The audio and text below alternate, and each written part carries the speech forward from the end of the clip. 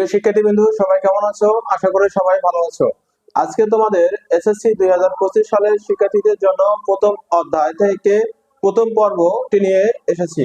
প্রিয় শিক্ষার্থীবৃন্দু, প্রথম অধ্যায় হচ্ছে আমাদের বাস্তব সংখ্যা। বাস্তব সংখ্যা থেকে আমরা প্রথম পর্বটি নিয়ে আলোচনা করব। প্রথম পর্বে আমরা আলোচনা করব ভাগ করো।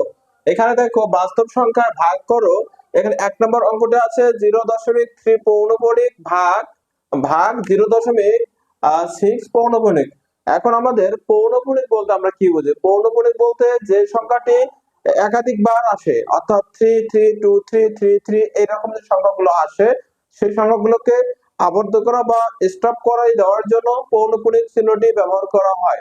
এখানে দেখো যে 0.3 তার উপর আছে পৌনঃপুনিক ভাগ 0.6 তার উপর আছে আমাদের পৌনঃপুনিক। পৌনঃপুনিক অর্থাৎ হচ্ছে যে সংখ্যাটি একাধিকবার আসতেছে ওই সংখ্যাটিকে থামানোর জন্য মূলত পৌনঃপুনিক চিহ্নটি ব্যবহার করা হয়। প্রিয় শিক্ষার্থীবৃন্দু, আমরা এই পৌনঃপুনিকের চিহ্ন ব্যবহার করে আমরা এই ভাগ প্রক্রিয়াটি সমাধান করব। প্রিয় শিক্ষার্থীবৃন্দু, চলো আমরা সমাধান করি। সমাধান এখানে আগে আমরা এই অংশটুকু কাজ করব, দ্বিতীয়বার এই অংশটুকু কাজ করব। প্রথম অংশটি কি আছে আমাদের 0.3 পৌনঃপুনিক। আমরা পৌনঃপুনিক বলতে এখানে পৌনঃপুনিকের সামনে যদি কোনো সংখ্যা থাকে বা সেক্ষেত্রে আমরা পৌনঃপুনিকের সামনে যদি দুটো সংখ্যা থাকে সেক্ষেত্রে আমরা দুটো 9 নিতে পারি। আমাদের পৌনঃপুনিকের উপরে একটা পৌনঃপুনিক আছে বিধায় আমরা এখানে কি করতে পারি, একটা 9 নিতে পারি এবং আছে 3 নিতে পারি। উপরে কত নিতে পারি? 3 নিতে পারি। এবং হচ্ছে পৌনঃপুনিকের আগে বা পৌনঃপুনিকের পরে কোনো সংখ্যা নাই বিধায় আমরা শুধু 3 নিয়েছি।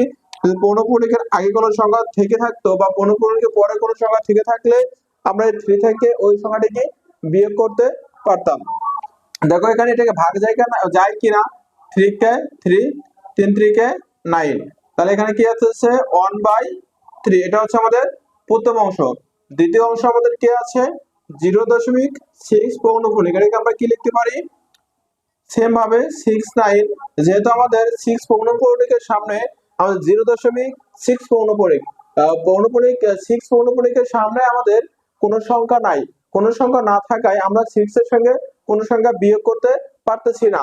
অতএব আমাদের কি আছে যে এখানে একটা সংখ্যা পৌনঃপুনিক একটা সংখ্যা আছে বিধায় আমরা একটা 9 নিয়েছি এবং পৌনঃপুনিক 6 আছে বিধায় আমরা একটা 6 নিয়েছি। এখানে কোনো সংখ্যা না থাকায় আমরা কোনো সংখ্যা বিয়োগ করতে পারি নাই। এটাকে আমরা এখন ভাগ করি। দেখো 3 দুগুণে 6, 3 3 9, 3 3 9, অতএব 2/3। এটাকে আমরা কি লিখতে পারি এখন? অতএব 0.3 পৌনঃপুনিক ভাগ 0.6 পৌনঃপুনিক। 0.3 পৌনঃপুনিকের মান কি আসছে আমাদের 1/3 ভাগ 0.6 পৌনঃপুনিকের মান আসছে আমাদের 2/3। এই ভাগ চিহ্নটি আছে, ভাগটি আমাদের কি হয়ে যাবে? গুণ হয়ে যাবে। গুণ হয়ে গেলে সংখ্যাগুলো কি হয়ে যায়? উল্টে যায়। অর্থাৎ 1/3 ভাগটা আমাদের গুণ হয়ে গেলে উপরে আসলো 3 নিচে 2, এই 3 কাটা আমাদের কি থাকলো 1/2। 1/2 কে যদি আমরা ভাগ করি, ভাগ করলে কত আসে দেখো যে কি 1 এর সঙ্গে 2 ভাগ করলে 0 দিয়ে করলে 0 1 দশমিক জন্য একটা 0 5 দুগুণে 10। আমাদের কি আসতেছে? এটাকে ভাগ করলে আসতেছে 0.5। এই ছিল আমাদের পৌনঃপুনিকের ভাগ প্রক্রিয়ার অঙ্কটির সমাধান। প্রিয় শিক্ষার্থীবৃন্দু, আমার এই অঙ্কটি ভালো লেগে থাকলে অবশ্যই আমার পেজটিকে লাইক, ফলো এন্ড শেয়ার দিয়ে পাশে থাকবেন। ধন্যবাদ প্রিয় শিক্ষার্থীবৃন্দু।